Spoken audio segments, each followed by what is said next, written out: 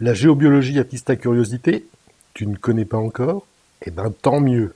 C'est vrai, ça peut avoir un côté bizarre, mais en fait, c'est super technique. La géobio, c'est jouer les colombos pour mener l'enquête. C'est s'occuper de la vie de la Terre, de ta maison, du lieu où tu bosses, pour trouver ce qui cloche et que tu restes en bonne santé.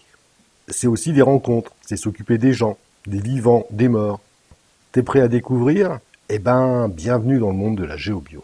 Et maintenant, quelques vidéos pour savoir quand et pourquoi faire intervenir un géobiologue. Et donc, dans chaque partie, tu interviens comment?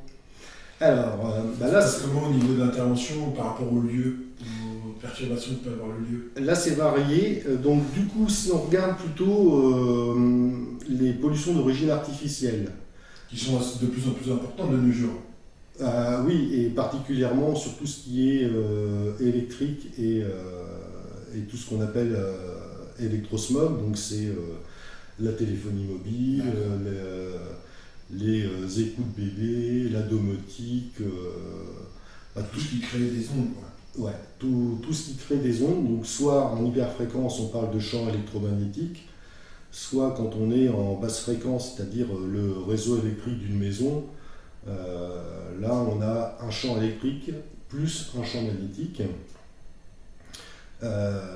Donc moi ce que je constate c'est que finalement l'essentiel des problématiques que je retrouve chez mes clients sont liées soit à des soucis électriques, soit à des soucis d'hyperfréquence, d'électrosmog.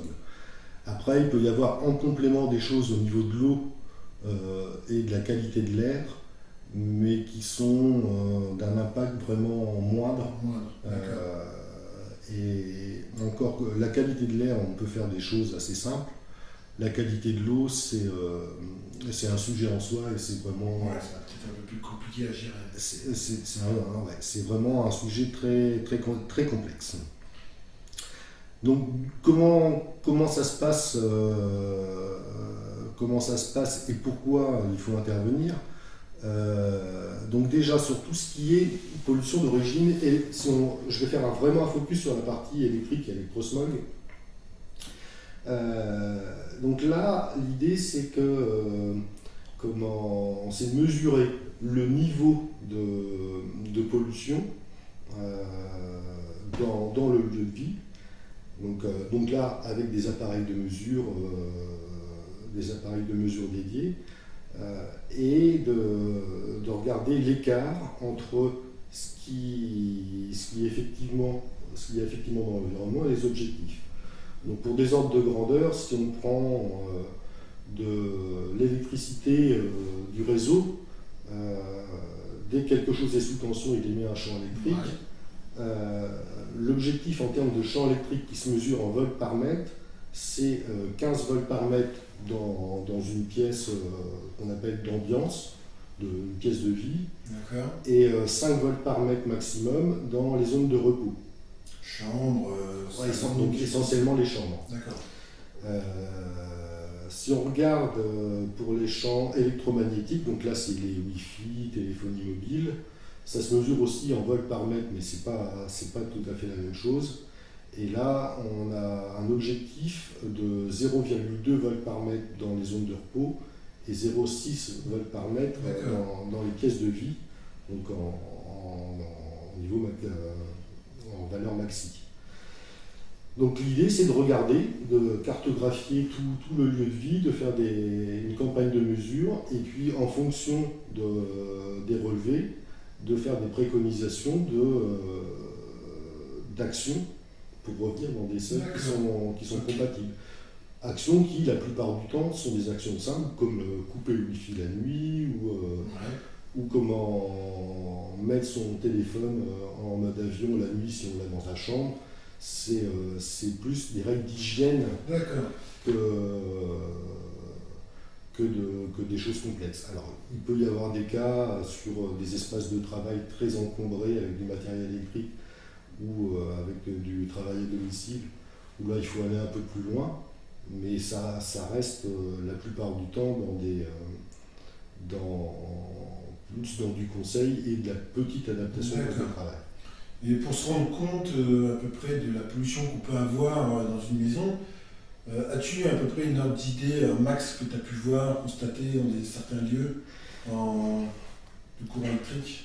Alors, courant électrique, moi j'ai eu des cas avec des lignes à haute tension qui passaient vraiment à côté, à moins de 10 mètres d'une maison. Alors, c'était pas de la 400 000 volts, mais c'était quand même 90 000 volts. Et on avait un champ magnétique qui était vraiment très fort dans les chambres qui étaient justement situées du côté de la ligne à haute tension. Et avec les parents et les enfants qui avaient des problèmes de sommeil, qui avaient des migraines. D'accord. Oui, et du coup c'était vraiment devenu problématique pour la famille. Et il se trouve que leur maison, c'était assez facile pour eux parce qu'ils avaient un projet déjà d'aménagement, et donc du coup ils ont déplacé les chambres à l'autre bout de la maison. Et là, donc, du coup, ils ont pu avoir un meilleur confort par rapport à la pollution des lignes de tension. Ouais, oui. Oui, tout à fait. Donc il y a ça. Après, donc là on est plutôt sur la partie courant électrique, hein. Sur la partie plus champ électromagnétique, donc les Wi-Fi et autres. Chose que tout le monde a dans sa maison. Ouais, alors ce qu'il faut avoir en tête, c'est que les trois choses les plus polluantes qu'on trouve dans les maisons, c'est en premier le micro-ondes, en deuxième les téléphones sans fil d'intérieur, ce qu'on appelle DECT, et en trois les écoutes bébés. D'accord. Donc le micro-ondes, à bannir des maisons, ou alors quand vous l'utilisez, vous changez de pièce. Les téléphones, il existe des téléphones qu'on appelle low emission, qui permettent, qui en fait n'émettent rien tant qu'ils ne sont pas utilisés, et qui émettent peu quand on les utilise. D'accord. Donc ça c'est très bien. Ça a préconisé ce genre de matériel. Voilà. L'idéal c'est des téléphones à fil, mais mais au moins ça c'est déjà. Moi, faire attention quand on achète le produit. Voilà. Et puis donc les écoutes bébés, c'est vraiment une catastrophe. Donc il faut prendre plutôt des modèles filaires que des modèles. D'accord. Que des modèles par champ électromagnétique. Donc voilà. Donc ça c'est vraiment les trois principales sources de ce qu'on trouve dans la maison qui vont polluer. D'accord. Mais encore une fois,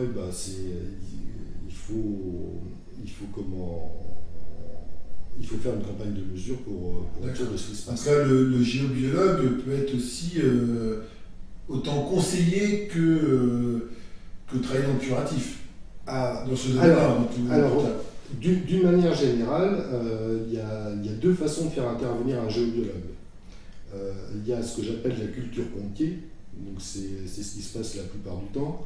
C'est j'ai un souci, j'appelle quelqu'un pour m'aider à le régler. Donc ça c'est j'ai mal à la tête, ou on s'énerve dans la maison et on ne comprend pas pourquoi il y a de l'électricité dans l'air, qu'est-ce qui se passe. Donc là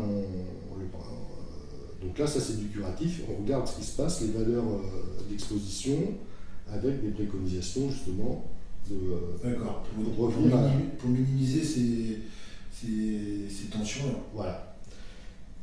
Donc ça c'est la culture pompier, et puis après il y a le préventif qui se développe de plus en plus, particulièrement dans l'agriculture, où le principe c'est on veut réaménager sa maison ou construire une nouvelle maison, un nouveau bâtiment agricole. Du coup c'est intéressant. Voilà. Subir Et là il est vraiment intéressant de faire intervenir un géobiologue pour d'une part savoir où construire, où implanter les pièces dans un lieu. L'orientation et tout ça. Ouais. Et puis avoir des conseils techniques sur comment concevoir, par exemple, son installation électrique